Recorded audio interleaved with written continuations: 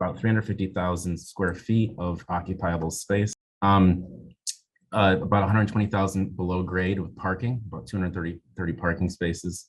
And the predominant use is education, office, and retail.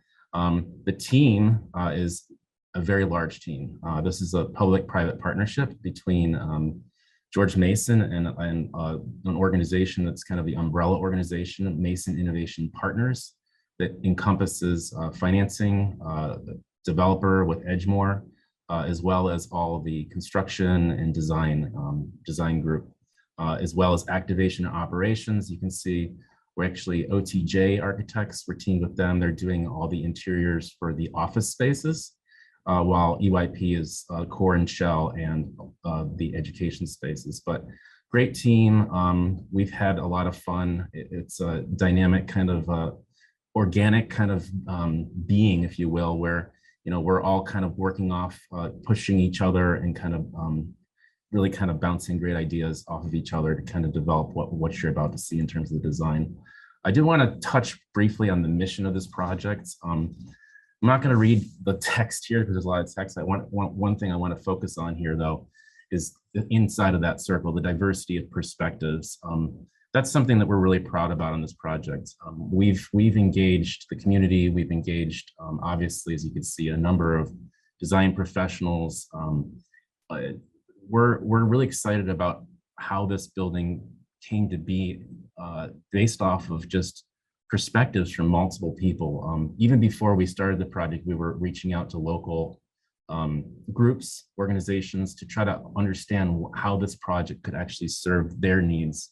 And of course, because considering George Mason's commitment to this project, I do want to kind of brag a little bit about them. They have an amazing research program, and this building is just one tool that's going to just continue to enhance their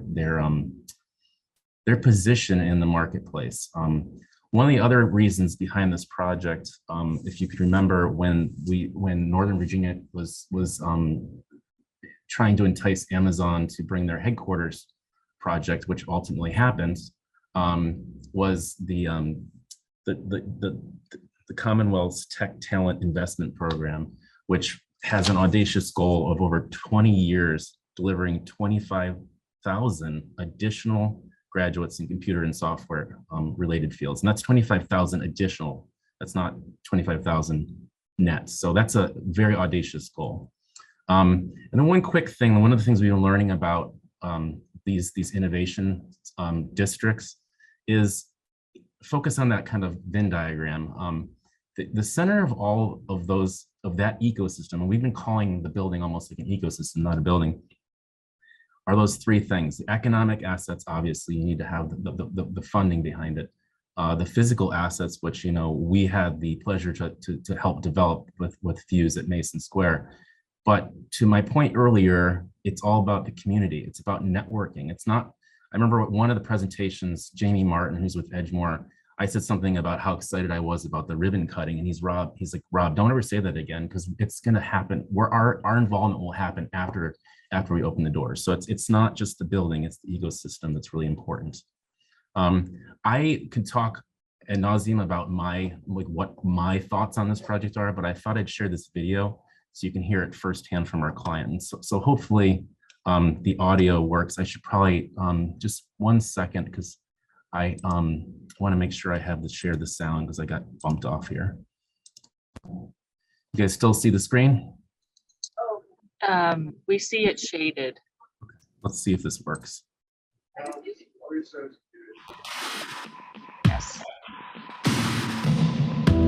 So this is a really exciting time during the last 5 to 7 years. The draw to new companies in the region has been incredible. If you look at the time that the Amazon announcement was made to today, we're seeing an explosion in the interest of investors and the interest of large companies. With all these tech companies coming to the region, they're all competing for the same top talent. The numbers in terms of the needs for cybersecurity are in the tens of thousands in this region alone.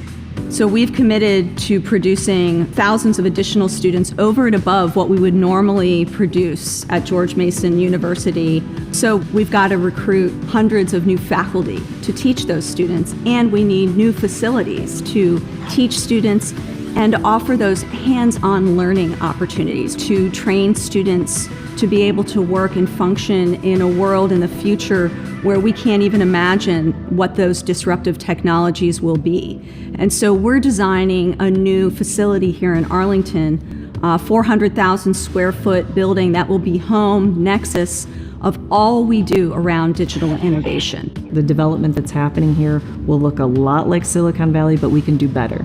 To really have an equitable economy, an equitable tech sector, everyone has to have access to resources. Everyone has to have access to capital. We want this building to be a beacon for the larger community. We are the 15th most diverse university in the United States, and of course, we want diverse founders, women, people of color, people who are starting companies who look like our diverse student body, providing that really rich community for innovation.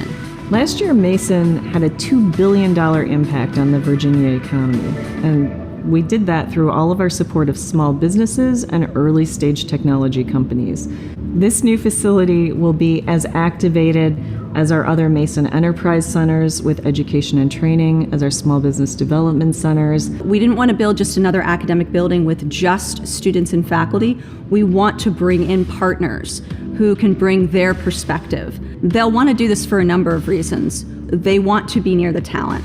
They want to be able to be close to our students to build their reputation so that students choose to work with them. They want to be near our talent so that they can further help us define the programs that will train the students. And so about a third of the building will be devoted to partner space. There's a sharing that happens between research and industry, where researchers get to hear about the problems that they're trying to solve. For student talent, this represents an opportunity to work at an early stage tech startup on a really cool technical research project on something in cybersecurity, for example. And industry gets to think about the research that's being produced. We're really excited about what's happening here. And you can see an innovation district that's forming in Northern Virginia, in Mason, where we are the intersection of economic development, technology, commercialization, and education. This is the coolest place to be in the country right now.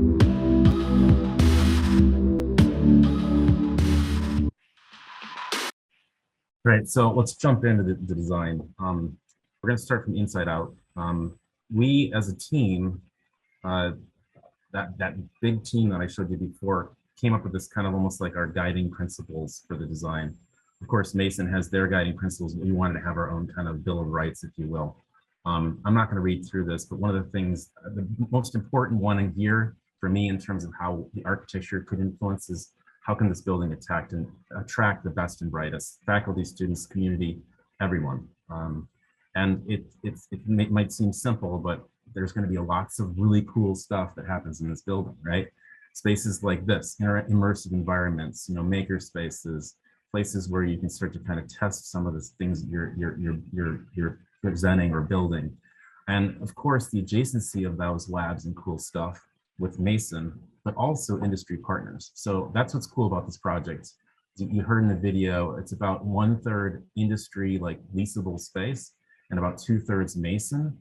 And the adjacency to those labs and cool stuff, that's what's going to bring people to this building. A lot of other things will bring the building. Hopefully the architecture will bring people to the building. But the idea is that providing the infrastructure that a startup company might not be able to actually afford to build is going to bring some of those startups and really kind of create this engine.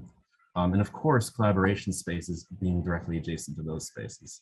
How does that start to look in terms of a plan? This is an early concept, but one of the things that we did is we took the core and we kind of rotated it and we created a main street that would allow for that kind of direct pathway. So in a traditional office building, you come off the lifts, tenant A would go to the left, tenant B would go to the right. This really kind of forces almost social engineers the floor plan to mix people along that main street spine that happens on all levels of the building. The other thing that we talked about was the specialty labs. That is, in essence, another core of the building, a vertical element that goes up through the majority of the levels. Those spaces are dynamic. Some of them are double height. Some of them are, connected horizontally, vertically. But they start to kind of incorporate things like robotics, simulation, secure labs, multimedia, immersive environments, among other spaces. Also equally important vertically is the collaboration spaces being connected. And what we endeavored to do on the design is make sure that there was connections not only through the elevator bank, but have stairwells that connect these orange spaces of collaboration at multiple levels to encourage people to not just use the elevators, but also maybe even use the stairs, which contributes to wellness. In those spaces, this is kind of the premier space on that on the southeast corner with amazing views towards the DC metro area. It's kind of one of those see and be seen spaces. And it actually has, beyond the glass, has an accessible terrace. So you can go out there. They're thinking about using this space for recruiting, for events that would happen, symposiums, just amazing spaces throughout the building. And the other thing we tried to do when we went through the design process is make sure that we didn't have any floors. Blue is developer space, green is Mason. We wanted to make sure we didn't have any levels that were all blue. There's one at the top, but the majority of the levels have that kind of mixing bowl of the green with Mason and the blue with the developer. Ground level, just as important. How do you get into the building?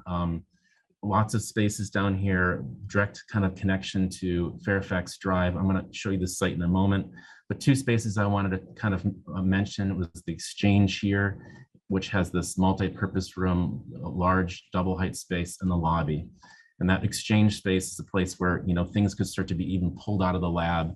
Maybe there's some robotics that actually kind of occupy this space. It could also be lectures, symposiums, and there's a large multi-purpose room that seats up to 600 people just to the right of this image. The lobby space, this is basically right off of Fairfax to the left. Double height spaces, immersive environments, video walls, things to really kind of announce the kind of high-tech environment within the building. Outside in, you saw this in the video a little bit, but one of the things that is amazing about this project is its siting. It's right along the Ballston-Roslyn kind of corridor. And there are just so many already tech firms in this zone, as well as government tech firms. And so it's an amazing opportunity to basically attract even more of those companies to the area. The project site is actually the old, there used to be an old department store there. I'm going to kind of zoom in. You can see that department store in this image, but the site basically kind of is directly adjacent to the headquarters for FDIC to the left. And then as you move down Fairfax, the plaza, which is the Van Meter Business School and the law school to the right. One of the things we looked at also was how do we really capitalize on the existing pedestrian circulation along Fairfax and actually enhance it, as well as the kind of north-south off of North Kansas Street with connections to the metro.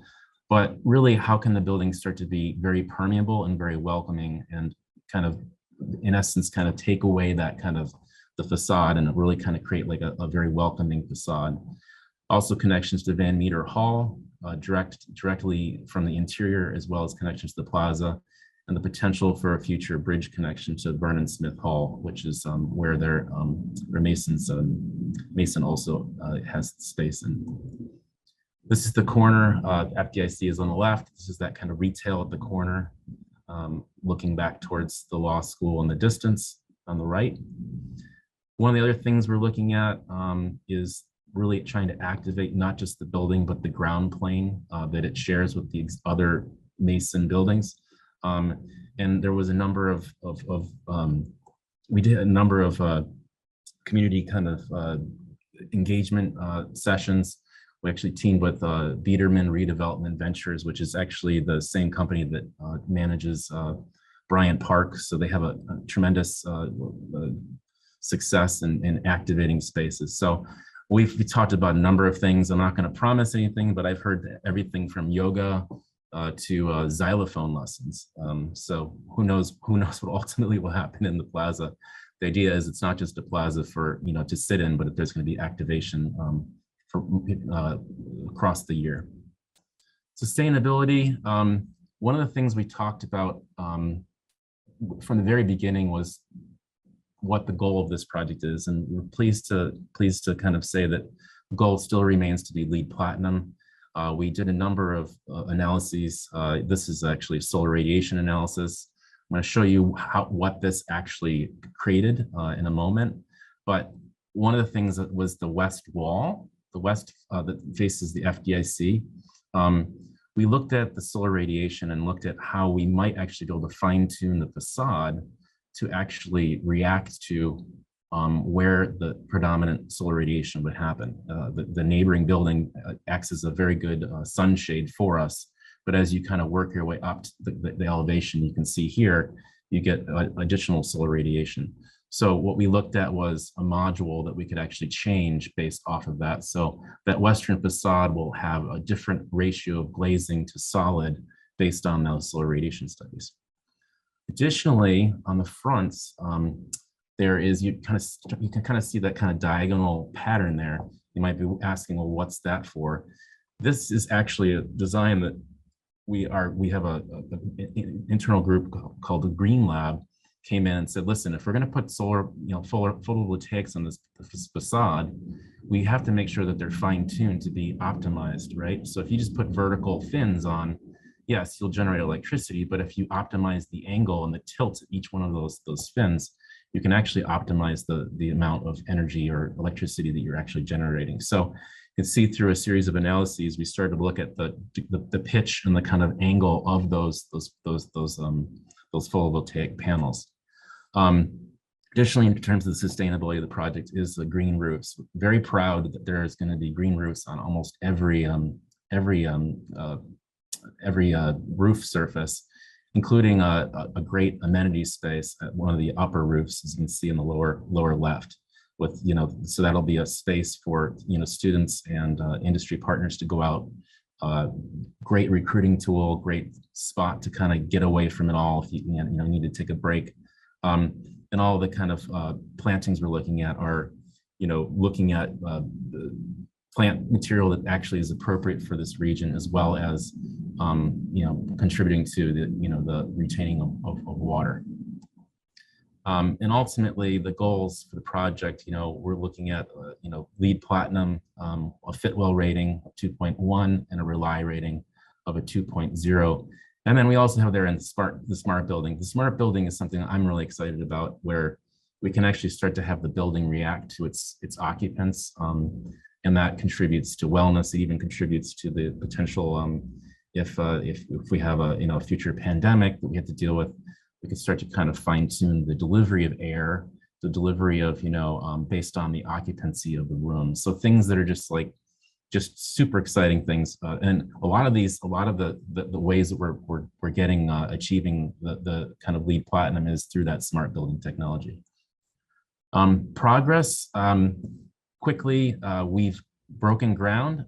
The occupancy is targeted for Q1 and Q2 of 2025. You can see the team here. Fortunately, COVID allowed us to all get together and have a real groundbreaking ceremony. You can see everyone here, their smiling faces. Great time. One of the other things that I did want to mention is if it wasn't a complex project enough, we actually have literally like a river running underneath the building. So the first part of the construction, as you can see in this photo, is rerouting that stormwater culvert, as you can see on the left. So that's what's happening right now on the site. That you can see we're well underway in terms of the construction of the project. So the last thing I'm going to show you is a video. This is a really short video. This is one of my favorites. A lot of the people on our team call it a film because it's pretty slick. So I'm going to show it. I'm going to show this to you, and then we'll open it up for any questions you might have.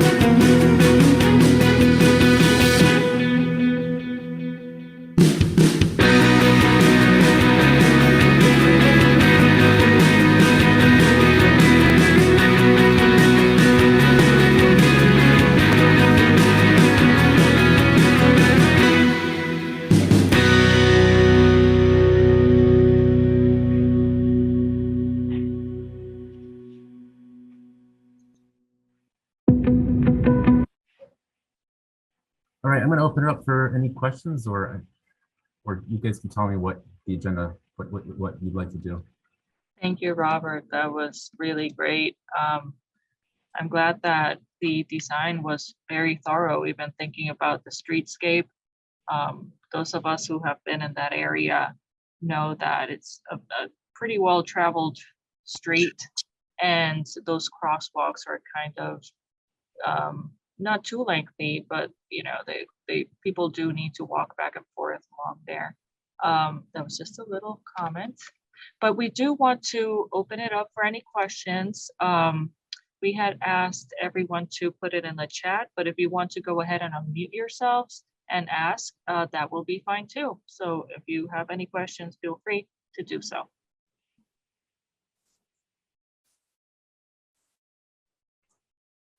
Zara, this is Joseph McCoy, and Robert, so I'll lead us off here, just get things started. This, maybe others have a similar question, but the nature of the technology professions and the education that goes with it is just by definition constantly changing and evolving. So are there any specific components of the building design, physical or otherwise, that play into that, or make it easier for the building to respond to how fast the profession and the education are likely to change? Yeah, it's a good point. I mean, one of the things that we joked about at the beginning of this project was we didn't know what ultimately is going to go into it. We probably want to know it the day it opens, right? And so the planning, the physical kind of attributes of the project, in terms of the planning, were, you know, to make sure that we had ultimate flexibility. All the column grids are, you know, 30 by 45, and the actual, like the lab core that we were talking about in the back, that's a 40 by 30. And the modules can kind of shift around. If you remember that kind of section diagram where we looked at like the different modules in section, those have already changed. Like we've like in the design process, we actually changed, you know, so the flexibility was in future proofing drove the development of everything we did in terms of the planning. So that's one part. And then the other part is, you know, the technology component. We've been careful not to like get too committed to any specific thing, because I'm sure a number of people on this call have dealt with this, where technology changes. You know, we'll find out that, you know, there's a new technology that we can do that is much better and will serve the client that much better. So it's kind of been like this, you know, we've been trying to commit to a lot of things, but at the same time keep the flexibility open for things to change at a moment's notice. I don't know if that answers the question. Yeah, thanks, Robert. I appreciate it. I do want to encourage everyone to go ahead and share their cameras. I think that would be great for all of us to kind of have an open discussion, and for Robert to be able to kind of see who he's answering. So if there are any other questions, feel free to go ahead and unmute yourself. I will ask one, Robert, and my question is, wanting to arrive at a more sustainable scale of, I would ask why photovoltaic panels were not included in the roof. Was that because GMU really wants to use those spaces for socializing and other programmatic reasons? Yeah, it's mainly like the green roof component. I mean, you can have green roofs and photovoltaics, but the water requirements for LEED, and considering we're in such a highly urban environment with you know, not much green. It's even if there is green, there's parking below most of the ground planes, so you're not getting a ton of water retention there. So we had to do everything to help in terms of the water, right? We're reclaiming the water to use, you know, potentially for irrigation, but the green roofs, you know, that was a huge part of us achieving the goal, or, you know, hopefully achieving the goal of LEED Platinum. We have, to the future flexibility question that was just asked, we've also talked about the potential of having the infrastructure there if, and for some reason in the future, they want to basically come back and do photovoltaics on the roof. But it's just like, it's the process has been so organic. It's like things change like daily, and we're trying to make sure that, we make sure this building can adjust, it can pivot as it will need to, if it's going to be this, this tool for innovation and technology. That makes sense. All that water has to go somewhere.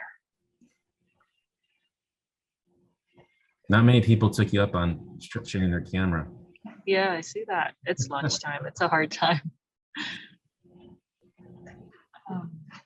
Let's see. All right, but I got another one while other people are still thinking. Actually, I got a whole bunch, so I just probably should limit it to a couple. But it seems like you have a number of clients, stakeholders who potentially would want to weigh in on how this whole thing's put together, looks, or the configuration, or even this idea that you were proposing of forcing people to come to the same place. So how many different clients actually were involved, or stakeholder people were involved in direct design decisions, folks that you had to engage and then get sign off on? Or was this just the idea that you put out there and said, we're the experts and we think this makes sense? Was it that new, or was it something that a lot of people really participated in on the collaboration side? It was like a ton of people, consensus building, including, like I told you, like I mentioned the Biederman redevelopment ventures. I mean, they came in with, they had this great presentation. The reason I said xylophone lessons before is they had like activation from A to Z, and I think they got to X and they're like, okay, what are we gonna do? Like xylophone lessons. So, but no, we had it was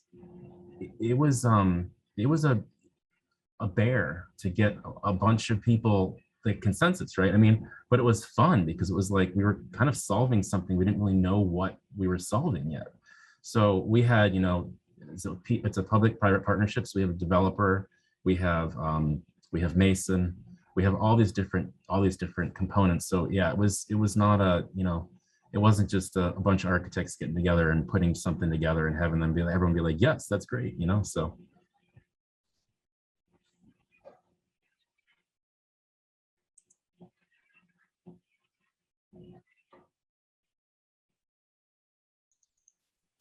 Come on, Janine. I know you're brewing on a question over there. I can see it. I can see it coming up.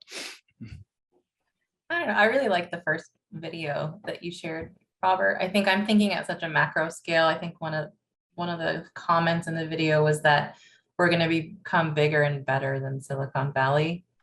And I'm just curious, from a conversational perspective, is that the direction that we're all excited for? Like, what are the ramifications of that? What does that mean for the East Coast to start to flourish as this new Silicon Valley? There's obviously going to be a lot of potential there with economic, jobs and a burst here on the East Coast, which is great. We're attracting a lot of new companies. But I mean, I think from an education perspective, the pipeline is great. Like, we're going to encourage students to be aligned with new jobs that are emerging. But that's where my mind is stuck on, just thinking at more of an urban kind of macro scale. Yeah, I mean, it's pretty exciting if you think about it. I mean, every time I read the paper, there's another major corporation that's gonna, is relocate. I mean, Boeing, I think, just decided to come to Northern Virginia, I think. So, I mean, it's the plan that the Commonwealth had, and it's working. I mean, I think you can see a physical manifestation of that. Not yet with this building. You can see the culvert that we're building, but eventually you're going to see physical manifestation of it. And the Virginia Tech has a similar kind of building. Mm-hmm. So it's really exciting. I'm hoping we can kind of take some lessons learned from the West Coast, right, where housing is abysmal in the Bay Area, completely unaffordable. And there's such a massive gap between the haves and the have-nots. So I would hope that there's a way for us to kind of get ahead of that. I think Google's trying some new stuff on the West Coast looking to be more community engaged, community involved. So thinking about what does it mean for a corporation to be a landowner?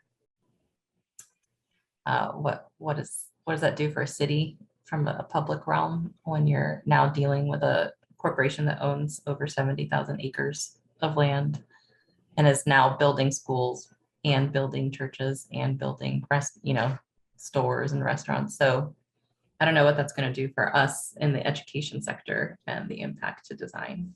I think that's interesting. And Janine, that's kind of an interesting question, because I know when you work in Arlington, they always want you to make concessions, and there's the Arlington way, and there's a lot of commissions that you have to take a design through.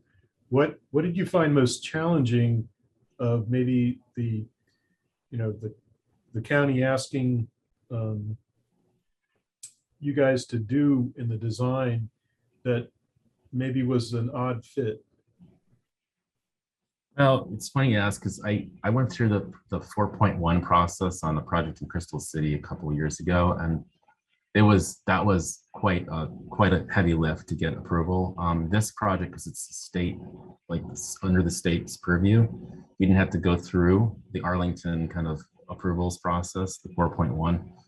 But as a good neighbor, we wanted to make sure that we were doing the things that were part of that. So things like the streetscape, like all those kind of things, we made sure that we knew all those standards. But yeah, we didn't have to go through as much of that, but I think the one thing that we did do is we tried to make sure that we engaged the community through those kind of workshops as to how they would envision the activation of the plaza, the activation of the ground level, and also the spaces within the building. There's a space in the building that's in essence like a community space that's can be used for whatever the community might want to use it for. So Mason's doing the right thing. They're making this building like an asset, obviously, for them, for their recruiting and their retention. But they're making it a part of the community, right? And so we're talking with the local chapter of the NAACP. I mean, it's not like this, and that's just one thing, but like, it's not just about Mason, it's about this building really contributing to the community, and the Arlington community, and then the kind of broader global community. So I'm excited about that. And that's one of the things I'm most proud about this project. I mean, I love the architecture, don't get me wrong, but the mission behind this project is what I'm most proud about. That's what always makes good buildings. So as a follow-up to that, as they get more density there with George Mason, how do they, I mean, where do the students come from? Where do they sleep at night? Where are they? That's a good question. I think that it's mostly, like they're coming from the metro, or they live in the area, but it's not, they have their, as they have the Fairfax campus. But that's a good question. I mean, is it like to the point that, someone made before, like, affordability of housing, all that kind of stuff, which is something that, is something that they probably should think about. So I don't really know exactly where they're coming from. It's an urban site. So like coming from all places. I mean, some people probably will park in the garage. Some people will hopefully take the, mass transit. But as part of this, I don't remember us like looking at housing in conjunction with this project specifically. So Mason might have something going on there, but I'm not sure.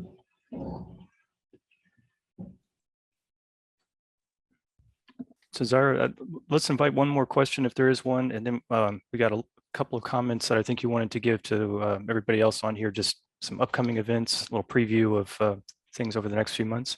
So if there is another question, we'll take that now.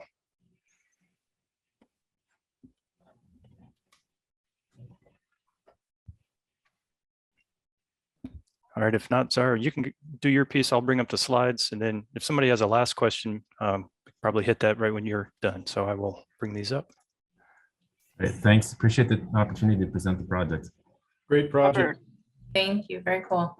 yes, some of our comments on the chat also say congratulations, and it's a great addition to the area. Robert, we want to thank you and your team for your excellent project of work and for sharing that with us. you had a very good presentation that touches on building materials, planning, and really everything that we wanted to learn about that project. We're excited to see the project when it's completed, and we hope to schedule a tour once it is completed. So hopefully we can do that. Okay, we encourage everyone to stay on the meeting because we like to share some information with you about our committee. So we did want to remind everyone that the CAE has joined forces. The North Virginia chapter has joined forces with Baltimore and DC to form the CAE Coalition. This means we have more power to create these great events that you can join in and participate in. So what has 2022 been for our committee? We have separated what we do is we have different quarters with different themes. The first quarter, we had sustainability. There we did a tour of the John Lewis Elementary School by Perkins Eastman. We also had Michelle Ampt create a presentation about sustainability, and she's from BMDO. Quarter 2, technology. We'll touch on our big event for technology.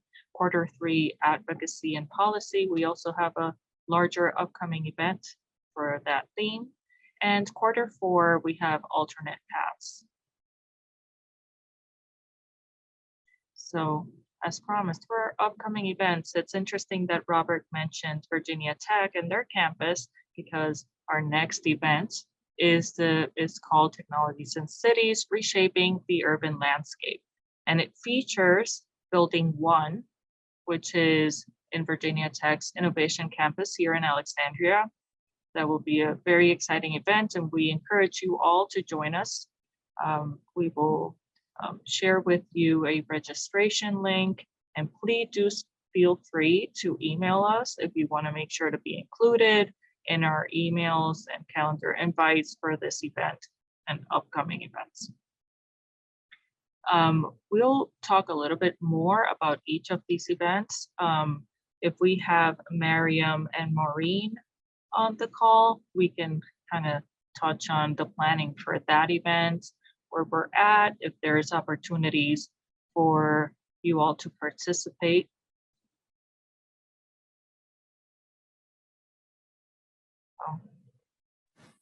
Hey, this is Maureen. No, Hi, I'm Maureen. here. Hi. Sorry, so just wanted to give you a heads up on where we're at. We're still, we started our planning, and then unfortunately and we actually had a date established, but unfortunately then some unexpected events happened. So we are having to find a new date. So that's where we're at, is just trying to establish that date. We have moved forward. We had a really great discussion with the panelists. We're going to it'll be joining forces with the City of Alexandria. Hopefully we have the same folks, but City of Alexandria. So Robert Kern, we have Lisa with Virginia Tech, who's their architect, and we have Smith Group. So one of the design principals and one of the engineers. And it's really interesting sort of just to listen in their sort of planning discussion of how the process came about, how it influenced the design, and that just seems like a really fascinating process and project. So we're excited for it, more to come. I don't know if I have any to-dos or asks at the moment, but it's just, we're just hoping to get this nailed down. And with summer vacations, I think that's just been something to consider in sort of future planning. And when we're planning our two big events for next year, let's try and aim outside of the summer months, so we're not we're not having to work around that challenge. But yeah, I don't know if you have anything to add, Miriam. I don't. I guess the only thing I will add is when we were listening in on the discussion between the city, Virginia Tech, and the architect, it was a really fascinating back and forth, and that's how they plan on presenting as well, where their presentations are going to sort of overlap and sort of inform one another. So it's going to be a really informative panel. It'll be great, and for people to attend. I think so. Nothing more to add. Just waiting on that date, and we'll let everyone know. Thank you both for that update. As you can tell, Maureen and Mariam, part of our committee leadership, have been leading this event and have done a great job moving it forward. If you are interested in participating in any way, please email us. Our email address can be found on the AIA NOVA website. I can also drop it in here. But there's always a chance to participate, be it marketing or organizing, being part of the planning itself and reaching out to participants. So feel free to reach out. Okay. Our next event and our big event beyond our monthly meetings is our advocacy policy event. That's coming up, and committee leader Teresa Del Nino and Maury Sanders have been working hard at this event for a while now. This event is also looking for a date of completion, a date of that will take place. Teresa, are you available to give us a quick update on where we are? Yes, so this event will be following Miriam and Maureen's event, most likely mid-October. And the thought there is to, again, have a panel discussion that would be statewide and have government and lobby leaders talking about the recently approved Virginia budget and what that means for our Virginia school systems. We'll also be looking at some of the money that had been available with the infrastructure bill. So that's a thought there.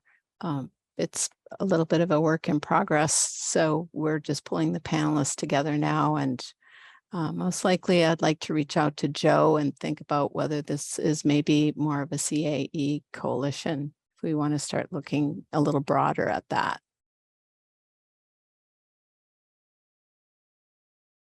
That's a good idea, Teresa. It does seem like this is a pretty broad kind of that kind of affects our region and reality, obviously.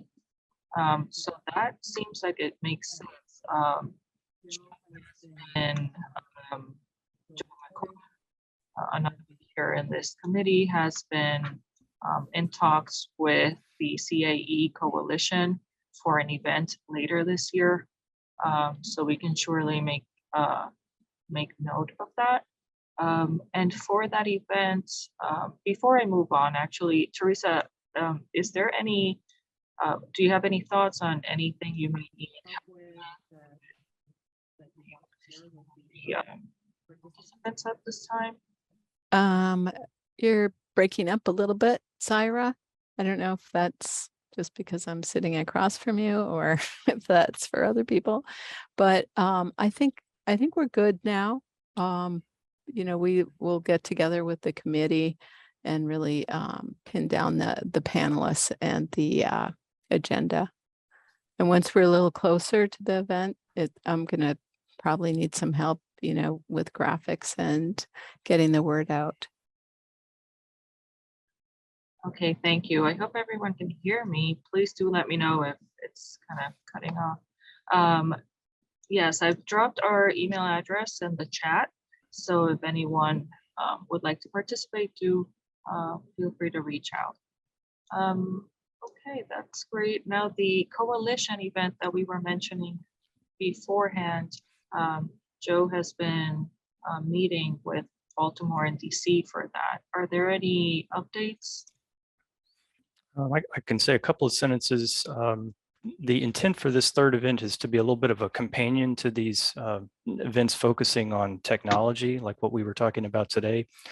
And concentrating on schools that are emphasizing alternate paths to college education. So from high school, partnering with industry and directing students who are interested in those trades where maybe a college education is not the appropriate track, and looking at some innovative partnerships between industry and high school where there's combined education and a path to employment in what are actually high tech and high skilled jobs, but just not through a college path.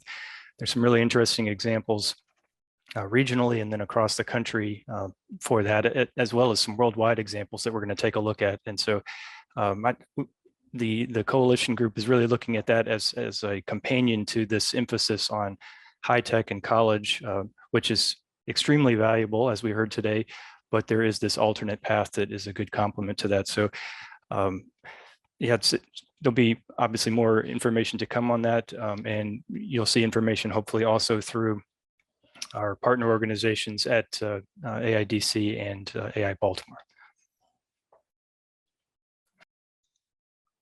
That'll be a very good event also. And we'll reach out to everyone in our next meeting and let them know where we are with that event. So if anyone has any questions or comments or statements they would like to make at this time, please feel free to do so. We're nearing 1 p.m., so we just want to allow a few minutes here. I thought I would just plug the CAE National Conference, Zaira, which is taking place in November in Seattle. I think it's part of the Ed Spaces conference. I don't know how many folks have attended that event, but the CAE is a knowledge partner that helps to organize and set up the content for the event. And it's just a very robust program. There's a lot of really great opportunities there. And we do encourage folks to submit sessions and participate and actually present at the conference. So a lot of great opportunities. When is that again, Janine? The dates are November 2 to 4, and it's in Portland, Oregon. Sorry, not Seattle. Yeah, in Portland.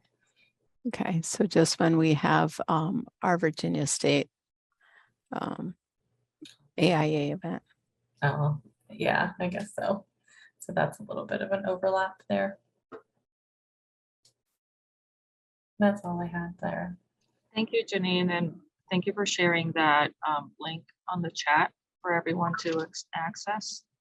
I'd like to thank everyone for joining us today, and we do encourage you to stay tuned.